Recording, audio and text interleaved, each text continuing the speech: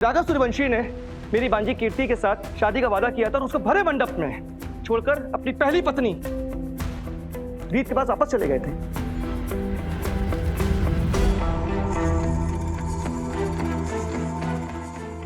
और जब मेरी बांजी ने जिंदगी में आगे बढ़ने की सोची और ध्रुव चौधरी के साथ शादी के वादे किए तो ये बात इनसे बर्दाश्त नहीं हुई सर, और इन्होंने घमंड में आके उस लड़की को पहाड़ी की चोटी पे ले जाकर गोली मार दी, और जिसके सारे सबूत और चश्मदीद गवाह के बयान हम ऑलरेडी कोर्ट पे दर्ज कर चुके हैं। और फॉरेंसिक रिपोर्ट भी कहती है जज साहब कि राघव ने ही मेरी भांजी कीर्ति की जान ली है। और एक अमीर रईस जाते को यह बर्दाश्त नहीं हुआ कि कीर्ति ने उसको मना कर दिया था, और ये सोचते हैं कि हर एक औरत उनकी जूती की नोक पर रखी जाती है।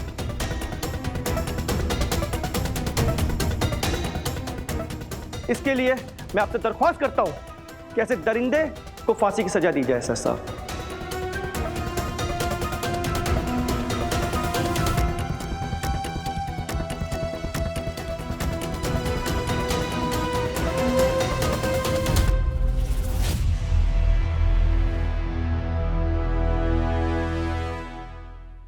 डिफेंस को इस मामले में कुछ कहना है?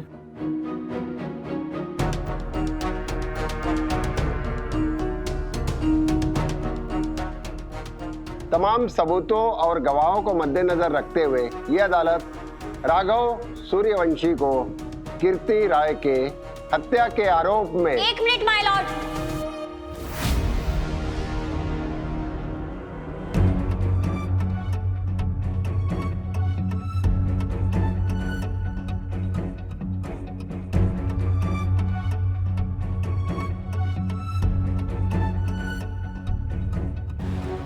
कोई भी वकील मिस्टर राघव सूर्यवंशी का केस लड़ने के लिए तैयार नहीं है, इसलिए मैं मिस्टर राघव सूर्यवंशी की तरफ से ये केस लड़ूंगी। Permission granted, proceed. Thank you my Lord.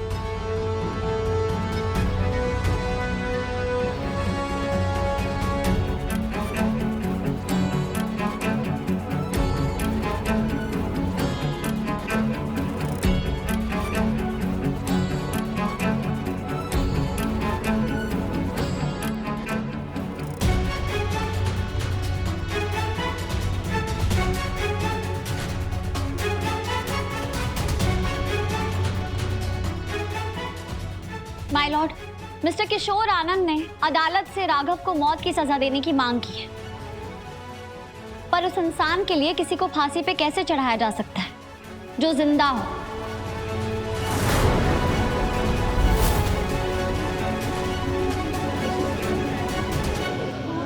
अरे ये क्या बोल रही हो? ये क्या बोल रही हो? ऐसे कैसे हो सकता है जिंदा? अरे ये क्या बोल रही हो? कैसे जिंदा? ऐसा कैसे हो सकता है जिंदा? ये क्या बोल रही हो? अरे ये क्या बोल कैसे हो सकता है जिंदा? ऐसे कैसे हो सकता है जिंदा? Silence please. रीत चौधरी, ये आप क्या कह रही हैं? मैं वही कह रही हूँ माय लॉर्ड जो सच है। कीर्ति जिंदा है।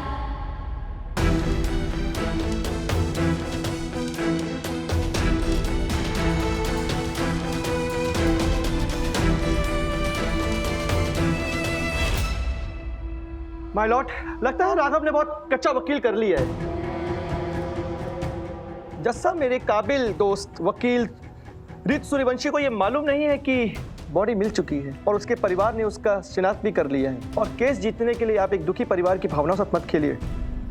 माय लॉर्ड, जो बॉडी मिली थी उसका चेहरा पूरी तरह खराब हो गया था।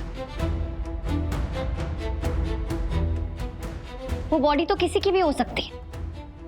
क्या उसका डीएनए टेस्ट हुआ है?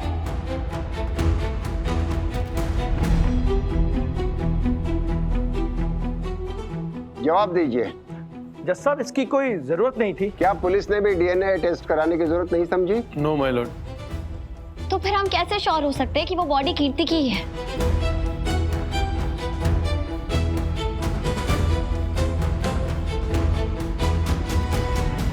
मैंने खुद कीर्ति को अपने आंखों से देखा है मानो।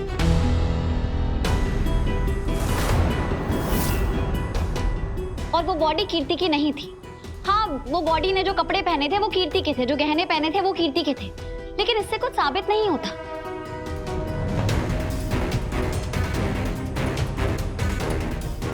मैं कोर्ट से रिक्वेस्ट करती हूँ कि उस बॉडी का डीएनए टेस्ट जल्द से जल्द यहाँ प्रेजेंट करने का ऑर्डर थे, ताकि ये पता चले कि असली विक्टिम कौन है, कीर्ति या मिस्टर राघव सूर्यवंशी। जिसे झूठे मर्डर केस में फंसाया जा रहा है। जज साहब ये पागलपंती है, लाश को ऑलरेडी जला दिया गया है, अब बॉडी का डीएनए टेस्ट नहीं हो सकता जज साहब। आपने कार्यवाही सही तरीके से क्यों नहीं की और आप यहाँ कोर्ट में बैठकर मजाक उड़ा रहे हैं?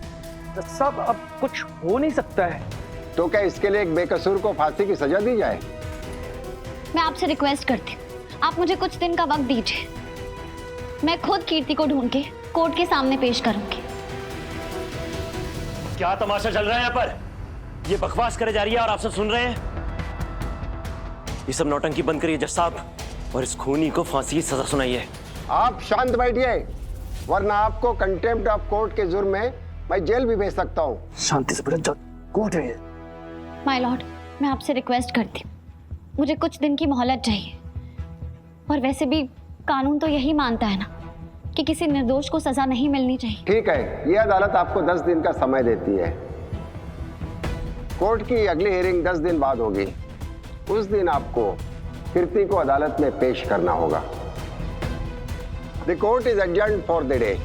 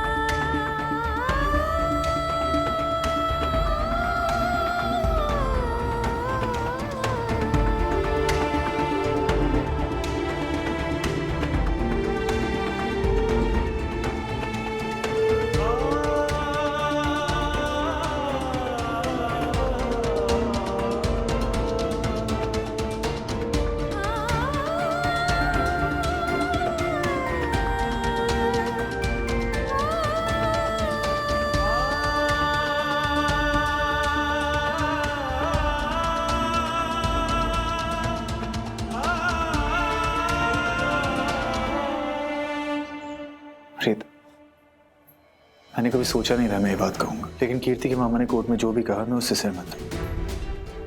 कीर्ति मर चुकी है रीत। मेरी आंखों के सामने उसके सीने पे गोली लगी थी, वो खाई में गिरी थी। तो तुमने कोर्ट में ये क्यों कहा कि तुमने कीर्ति को देखा? इसलिए तो नहीं ना रीत कि हमें थोड़े दिनों की मोहलत और मिल जाए।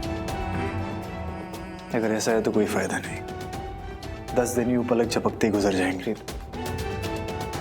उसके बाद मैं दोबारा उस कटघरे में खड़ा रहूं और इस बार जज मुझे सजा देते वक्त जरा भी नहीं सोचेंगे। मेरे बिना रहने की आदत डाल लो। बस करिए राघव, ये कोई ऐसी वैसी बात नहीं है तो मैं कोर्ट में यूं ही कह दूंगी। राघव, मैं लॉयर नहीं हूं पर इतना तो जानती हूँ कि कोर्ट को गुमराह करना कंटेम्प्ट ऑफ कोर्ट माना जाता है। और ये जानते हुए भी कि आपका केस इतना कमजोर है, मैं इतना बड़ा खतरा कभी नहीं उठाऊंगी। तब तुमने सच में कीर्ति को देखा? हाँ राघव, मैंने खुद कीर्ति को देखा है, वो जिंदा है।